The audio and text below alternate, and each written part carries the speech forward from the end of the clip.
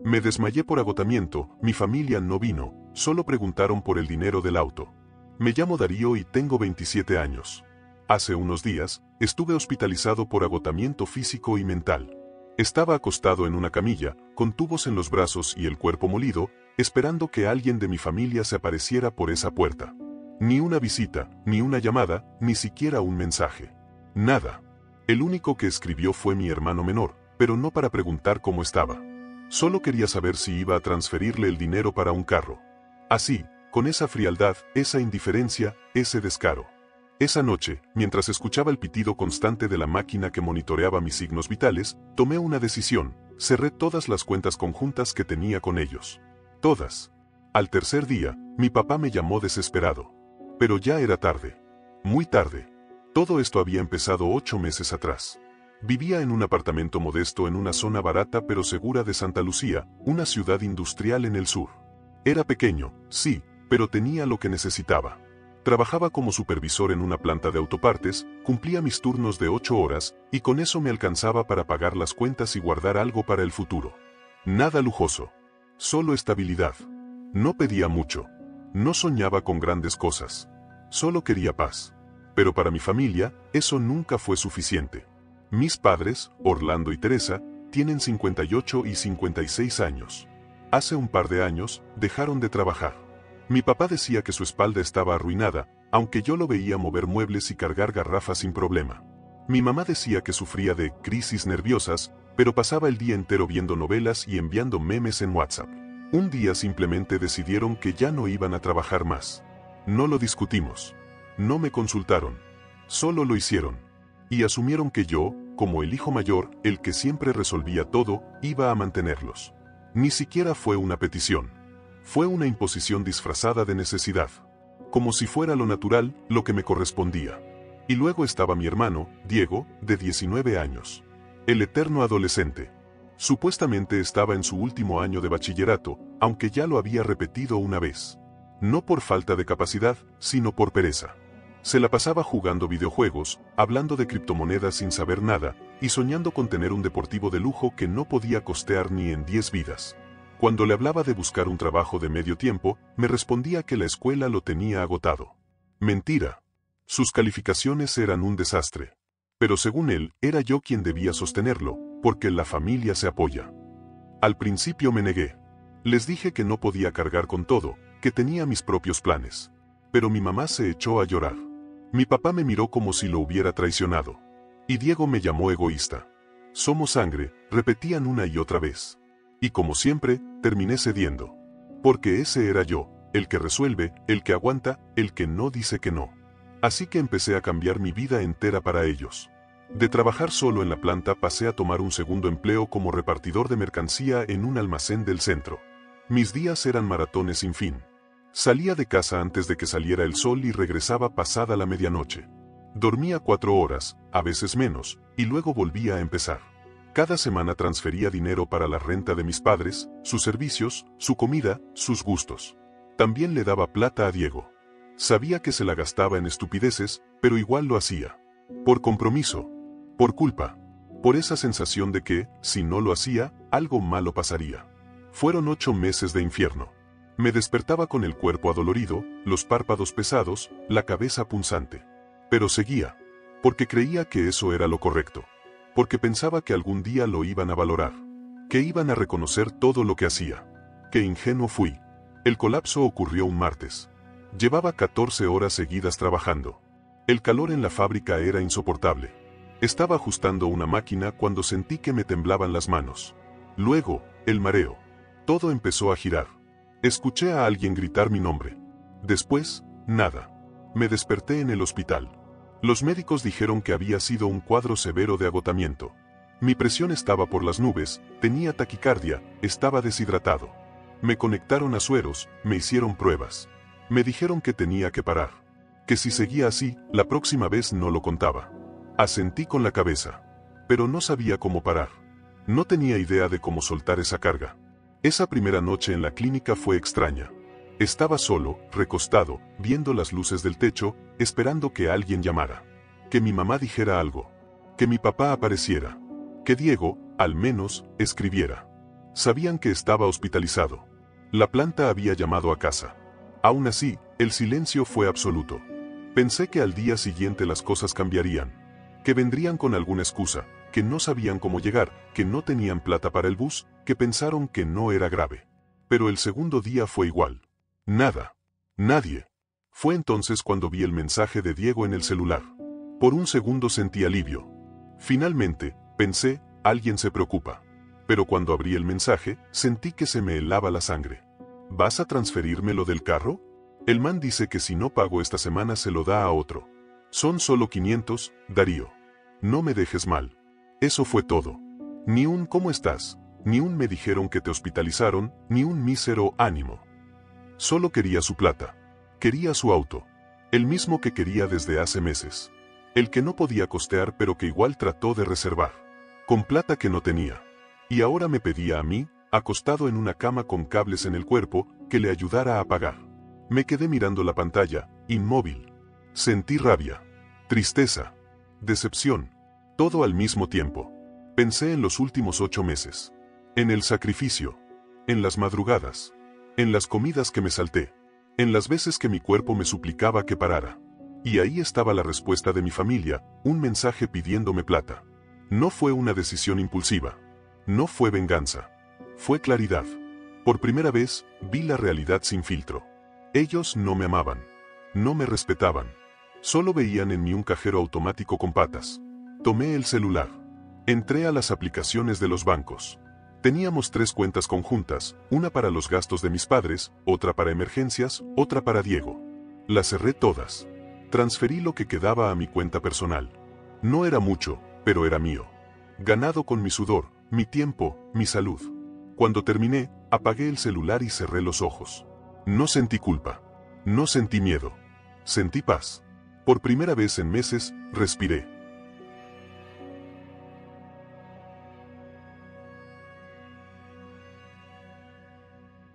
Dos días después, me dieron el alta. Los médicos fueron claros. Debía bajar las revoluciones, dejar el estrés, cambiar mi estilo de vida. Me hablaron de pausas activas, de alimentación saludable, de terapia, incluso me ofrecieron una licencia médica.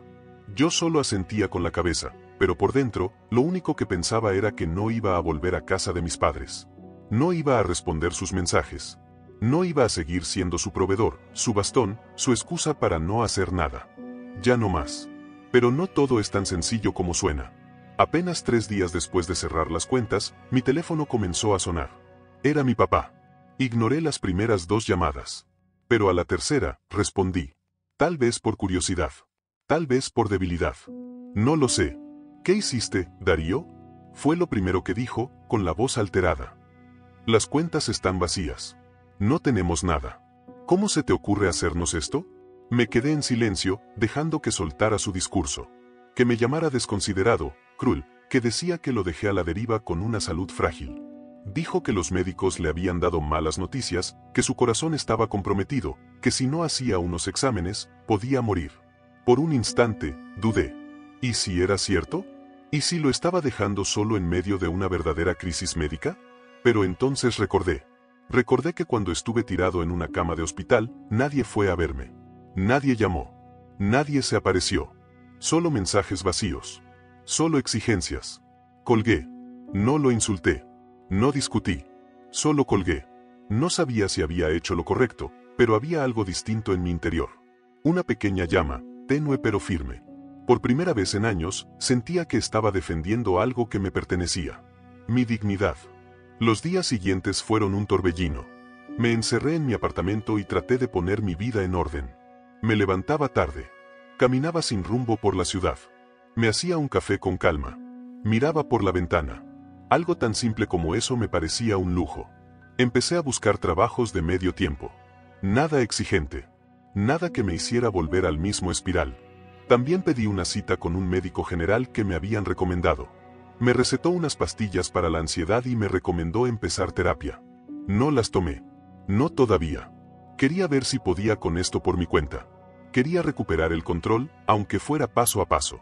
Pero la tranquilidad duró poco. Mi celular no dejaba de vibrar. Mi mamá me enviaba mensajes todo el tiempo.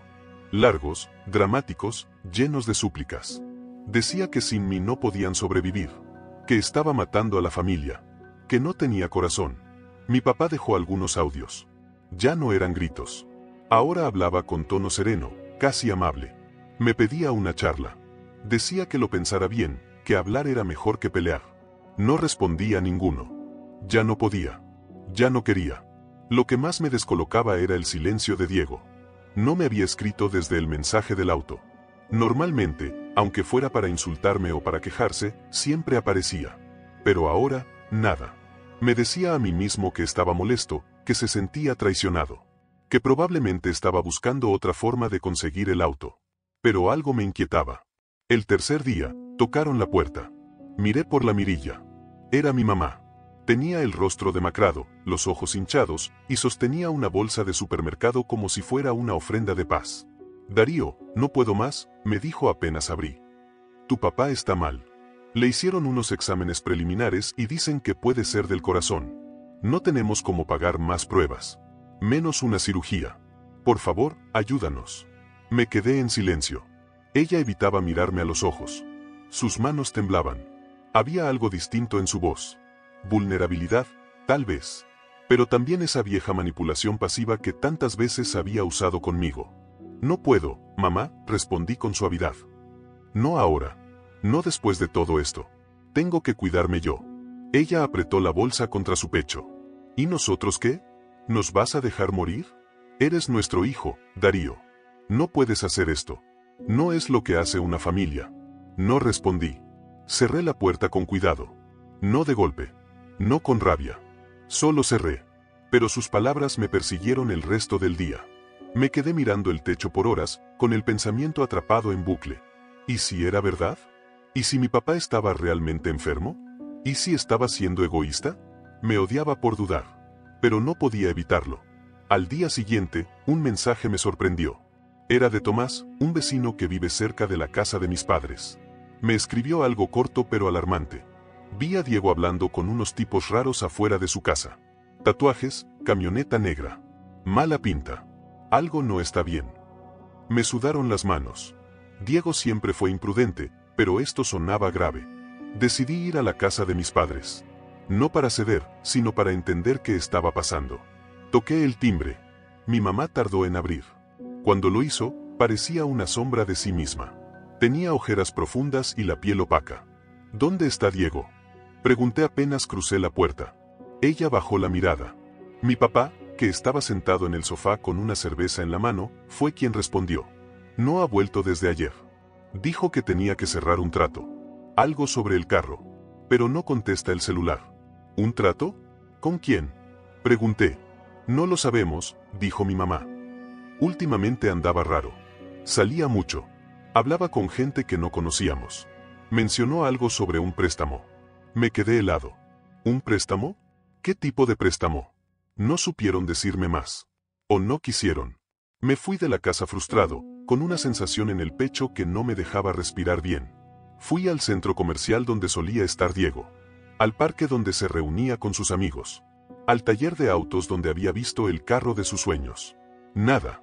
Nadie lo había visto. Uno de sus amigos, un muchacho flaco con gorra al que conocía de vista, me dijo. Diego estaba actuando raro. Lo notamos todos.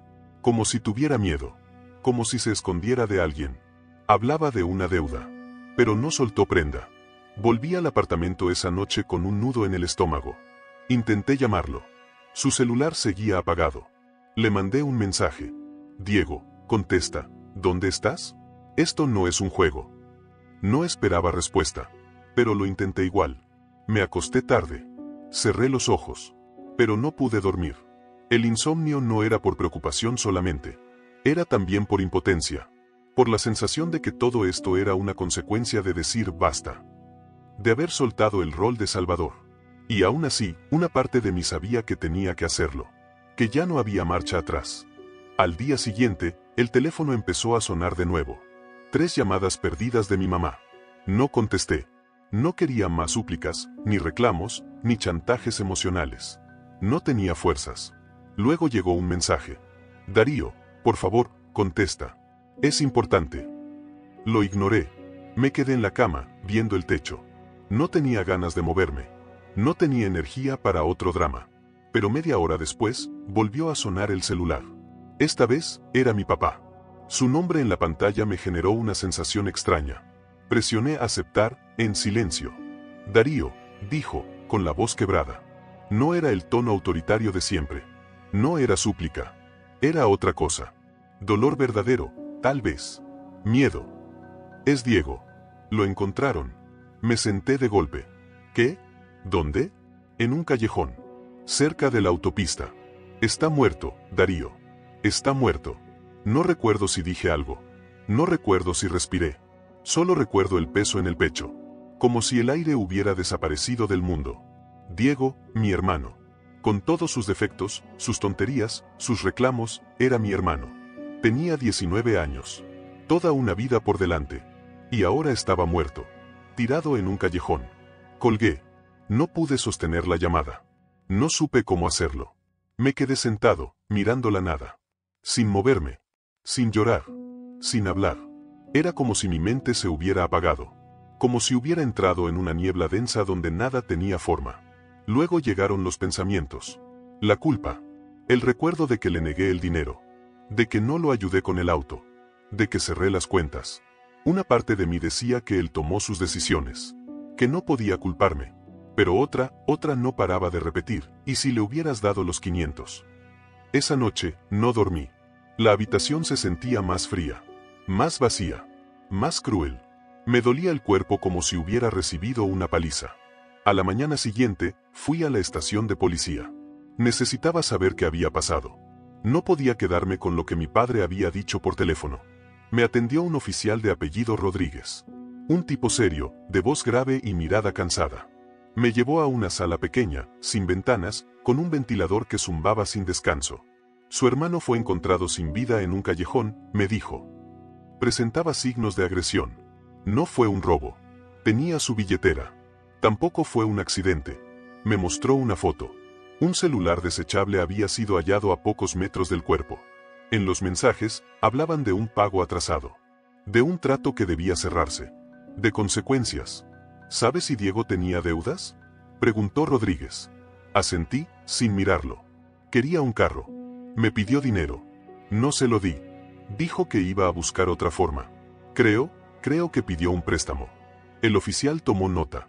Asintió con la cabeza. Estamos investigando a un grupo que presta dinero con intereses altísimos.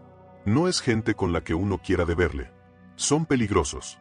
Si su hermano tenía un trato con ellos y no pagó, bueno, ya sabe. Salí de la estación con las piernas flojas. Era como si el piso no estuviera del todo firme. Sentía que el mundo se inclinaba, como si fuera a caer. Volví a casa caminando. Paso lento. Cabeza baja. No podía pensar con claridad. Diego estaba muerto. Y todo por un auto. Por una deuda. Por no saber esperar. Por meterse con gente oscura. Me debatía entre la tristeza y el enojo. Porque sí, me dolía. Me dolía de verdad. Pero también me llenaba de rabia. ¿Por qué no habló conmigo? ¿Por qué lo ocultó? ¿Por qué siempre tuvo que hacer las cosas de esa manera? Al día siguiente, fui a casa de mis padres. No quería ir, pero sentía que debía. Tal vez para cerrar un ciclo. Tal vez por respeto. No lo tenía claro. La casa estaba en silencio. Una especie de luto sucio flotaba en el aire. Mi mamá estaba en el sofá, envuelta en una cobija, llorando en silencio. Mi papá no decía nada. Tenía una botella de cerveza en la mano, los ojos rojos. Apenas crucé la puerta, mi mamá se levantó y me gritó. Esto es tu culpa.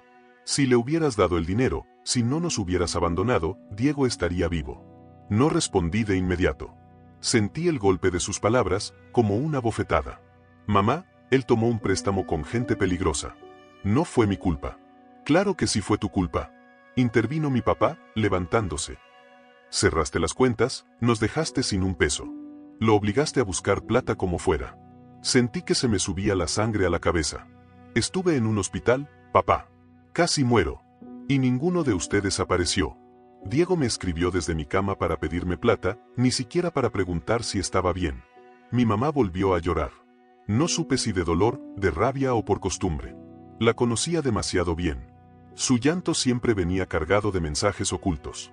Eres nuestro hijo, Darío, se supone que nos cuidas, susurró. Ahora tu hermano está muerto. Y tu papá está enfermo. ¿Nos vas a dejar morir a nosotros también? Ahí se rompió todo dentro de mí. No, respondí, firme. No voy a cuidar de nadie más. No puedo cargar con esto. No soy el responsable de las decisiones que ustedes tomaron. Ni de las que tomó Diego. No más. Salí de la casa sin mirar atrás. Con el pecho latiendo a 1000 por hora. Con las manos temblando. Pero también con una claridad que nunca había sentido. No era el malo de la historia. Era el único que había dicho basta. Esa noche salí a caminar sin rumbo. No quería volver al apartamento. Necesitaba que el aire me golpeara la cara. Necesitaba sentir que todavía era una persona, que todavía estaba vivo, que no todo giraba alrededor de ese espiral familiar que me tragaba. Me terminé sentando en un bar viejo, uno de esos que huelen a madera húmeda y cigarro apagado. Pedí una cerveza, luego otra. Me sentía vacío. Lleno y vacío al mismo tiempo. Entonces recordé a Jacobo, un amigo de Diego. No éramos cercanos, pero lo había visto muchas veces. Sabía que ellos hablaban bastante y que Jacobo no era precisamente un santo, pero tampoco era mala persona. Lo llamé. Le pedí que nos viéramos. Accedió. Nos encontramos una hora después. Jacobo llegó con una chaqueta deportiva y cara de pocos amigos. No hacía falta decir mucho, él ya sabía por qué lo había buscado. ¿Quieres saber qué pasó con Diego, verdad? Dijo sin rodeos, mientras se sentaba frente a mí. Asentí. No tenía fuerzas para hablar. Jacobo se tomó su tiempo antes de empezar. Luego, sin dramatismo, comenzó a soltar todo. Diego estaba obsesionado con ese maldito Mustang rojo. Lo miraba todos los días, como si fuera su boleto a otra vida. Pero no tenía plata. Ni trabajo. Nada. Hizo una pausa, bajó la voz. Contactó a un tipo que presta dinero. Uno de esos que no te preguntan para qué lo quieres, pero que si no pagas, bueno, ya sabes. Me quedé inmóvil. Sentía un escalofrío en la espalda. ¿Quién era ese tipo? Pregunté. No lo conozco. Solo sé que andan en una camioneta negra. Diego pensó que podía manejarlo. Que conseguiría la plata. Pero cuando tú le dijiste que no, se desesperó. Dejó de pagar. Se escondió. Cerré los ojos. Todo empezaba a encajar. El mensaje de Tomás. El celular desechable. El trato del que hablaban mis padres. Las salidas a escondidas. Intenté advertirle, continuó Jacobo, con la mirada perdida. Le dije que no era buena idea. Que esa gente no juega. Pero Diego no escuchaba. Pensaba que todo se iba a resolver. Como siempre. Me quedé en silencio. No sabía qué decir. Quería sentir rabia, pero ya no podía.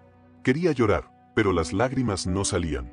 Lo mataron por $1000, dije, casi en un susurro. Jacobo asintió. Por no saber cuándo parar.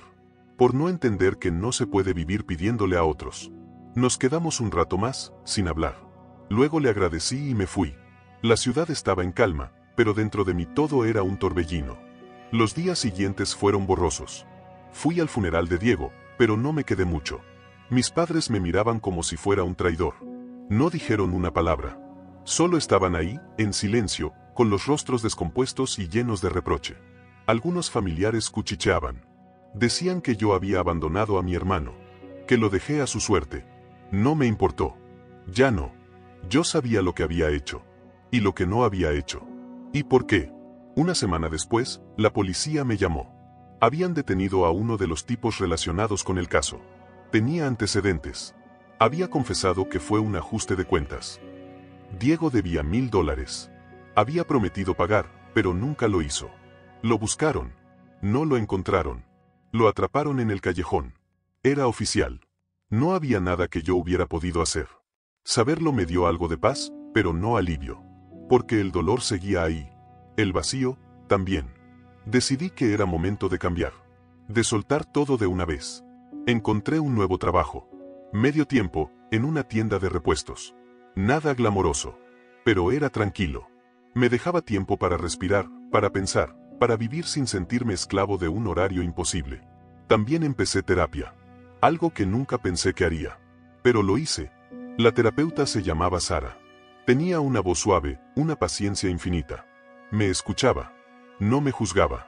Me ayudó a entender que yo no era culpable de todo lo que pasaba en mi familia. Que yo no era responsable de los vacíos que mis padres no pudieron llenar. Ni del camino que eligió Diego. Que cuidar de mí no era egoísmo. Era sobrevivencia. Una tarde, recibí una carta. Escrita a mano. La reconocí de inmediato. Era de mi mamá. Decía que mi papá estaba peor. Que necesitaban dinero para medicamentos. Que yo era su última esperanza. Que si no los ayudaba, morirían. La leí. Completa. Sin detenerme. Luego la rompí en silencio. No porque no me doliera. No porque me diera igual. Sino porque sabía que si respondía, volvería al ciclo. Y esta vez, no iba a volver. Me mudé de apartamento. Uno más pequeño. Más modesto. Pero mío. Cambié de número. No dejé dirección. Desaparecí de sus vidas. Sin rencor. Solo con necesidad. Y por primera vez en mucho tiempo, sentí que empezaba a vivir. Mi nueva vida era sencilla. Casi austera. Me levantaba sin despertador, me preparaba un café con calma, caminaba al trabajo escuchando música. A veces me sentaba en una banca del parque solo para observar. Respirar. Sentir que el tiempo ya no me perseguía. La tienda de repuestos donde trabajaba no era gran cosa. Un local mediano, con estanterías metálicas y olor a aceite. Atendía a mecánicos, taxistas, dueños de talleres. Era un ambiente rudo, pero también humano. Con chistes, quejas, historias de barrio. Lo más valioso, no había estrés. No había presión constante. Solo trabajo. Y al final del turno, me iba a casa sin sentir que mi cuerpo se caía a pedazos. Empecé a escribir en una libreta. No poesía, ni cuentos. Solo pensamientos. Palabras sueltas. Sentimientos que no quería dejar pudrirse dentro. A veces escribía el nombre de Diego y lo rodeaba con círculos. A veces escribía culpa y luego lo tachaba con rabia. Sara, la terapeuta, decía que era parte del proceso. Que había que soltar de a poco, sin prisa. Que cerrar un capítulo no significaba olvidar. Tenía razón. Porque no había un solo día que no pensara en Diego. En su voz cuando se enojaba. En las bromas que hacía. En las veces que discutíamos por tonterías. Recordaba cómo era de niño. Cómo me seguía a todas partes. Cómo me miraba con esos ojos enormes como si yo fuera su héroe. Y me dolía. Me rompía. Pero también me decía la verdad, él cambió. Creció con esa idea de que yo siempre iba a estar ahí. Que no importaba lo que hiciera, yo le iba a sacar del lío. Y por eso nunca aprendió a cuidarse. Esa parte no la podía borrar. Una tarde, mientras organizaba inventario en la tienda, me llegó un correo de un remitente desconocido. El asunto decía, informe clínico urgente. Mi estómago se apretó. Lo abrí. Era una copia escaneada de un diagnóstico médico. A nombre de Orlando M. Se confirmaba una afección cardíaca moderada. Necesitaba tratamiento, seguimiento, medicación. Adjunto venía una nota manuscrita escaneada. Reconocí la letra de mi mamá. No queremos pelear. Solo queremos seguir vivos. No pedimos lujos, Darío. Solo poder respirar. Por favor. Me quedé mirando la pantalla. No sabía si llorar o reír. ¿Y ahora qué? La enfermedad era real. No había duda. No era un invento. No era chantaje. Mi papá realmente estaba mal. ¿Y eso cambiaba las cosas, o no? Porque una parte de mí sentía culpa. Otra sentía resentimiento. Otra solo quería apagar la computadora y olvidarse del mundo. Le mostré la nota a Sara. Le hablé de los exámenes. Le dije que no sabía qué hacer. Ella no me dio una respuesta. Solo me miró y dijo, ¿qué parte de ti quiere ayudarlo? ¿Y qué parte quiere protegerte? No supe qué contestar. Me fui a casa con esa frase clavada en la cabeza. Pasé los siguientes días con un dilema interno. Me debatía entre ir a verlos o seguir en silencio. Pensaba en todo lo que me hicieron. En el abandono. En la exigencia sin fin. Pero también pensaba en mi padre, enfermo, vulnerable, tal vez enfrentando la muerte. Al final, decidí que necesitaba una conversación. Una de verdad. Sincera. Sin reclamos, sin gritos. Solo una vez más, para decir lo que nunca dije. Pedí el día libre. Me monté en un bus hacia el viejo barrio. Las calles me resultaban conocidas, pero ajenas. Como si fueran parte de una vida pasada. Toqué la puerta. Mi mamá abrió. Se quedó en shock al verme. Tenía el rostro pálido, los ojos cansados. Darío, ¿está mi papá? Asintió y se hizo a un lado. Orlando estaba en el sillón, delgado, más viejo, conectado a una máquina de oxígeno. No se levantó. Solo me miró. Hola, hijo. Me senté frente a él. Respiré profundo. No estoy aquí para pelear, dije. Ni para discutir el pasado. Solo quería verte y decirte algo. Él asintió. No dijo nada. Estás enfermo. Lo vi. Leí el informe. Y no deseo que sufras. Ni que mueras. Pero también, no puedo volver a ser el que carga con todo. Ya no puedo. Mis palabras quedaron flotando en el aire. Mi papá bajó la mirada. Se quedó en silencio varios segundos. Luego dijo algo que nunca esperé escuchar. Lo sé. Lo arruinamos, Darío. Contigo. Con Diego. Pensamos que siempre ibas a estar ahí. Que era tu deber. Nunca nos detuvimos a pensar en ti como persona.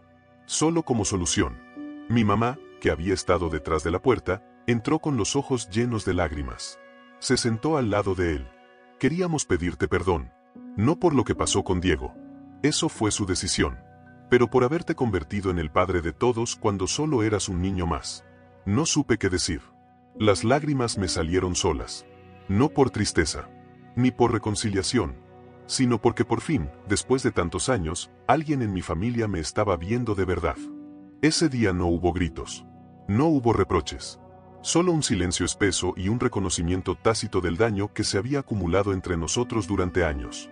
Mis padres ya no eran esos adultos que exigían sin ver. Estaban derrotados, rotos, conscientes, al menos por ahora, de todo lo que no quisieron ver cuando todavía había tiempo para cambiarlo. Nos quedamos hablando un par de horas. No fue una conversación emotiva, ni dramática. Fue incómoda, fragmentada, pero real. Hablamos de Diego. De lo ciego que fue. De cómo sus decisiones terminaron en tragedia. De cómo nadie quiso frenar a tiempo. De cómo todos fallamos de distintas formas. Cuando me levanté para irme, mi papá me tomó del brazo. Sus manos estaban frías. Gracias por venir, hijo. Cuídense, fue todo lo que dije. Y me fui. No prometí volver. No dije estamos en contacto. No hubo abrazos. Solo la certeza de que por fin había dicho lo que tenía que decir. Los días siguientes fueron extraños. Como si el alma estuviera tratando de acomodarse en un cuerpo nuevo. Sentía alivio, pero también un cansancio profundo. Como si después de tantos años corriendo, mi cuerpo no supiera qué hacer con el descanso. Seguí en terapia. Seguí trabajando. Empecé a correr por las mañanas. No por salud, ni por estética. Solo para respirar distinto. En algún punto, las pesadillas empezaron a desaparecer.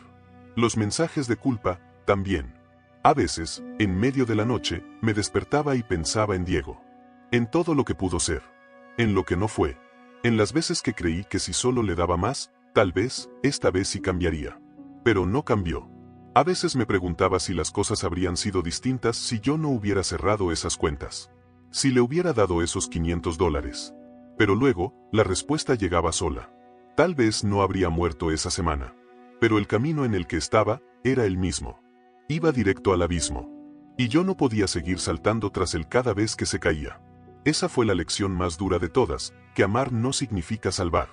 Que querer a alguien no significa cargar con su vida. Que hay personas que se hunden incluso con todos los salvavidas del mundo. Mi madre me escribió de nuevo unas semanas después. No una carta. Esta vez, un correo simple. No te pedimos nada. Solo queríamos que supieras que estamos bien.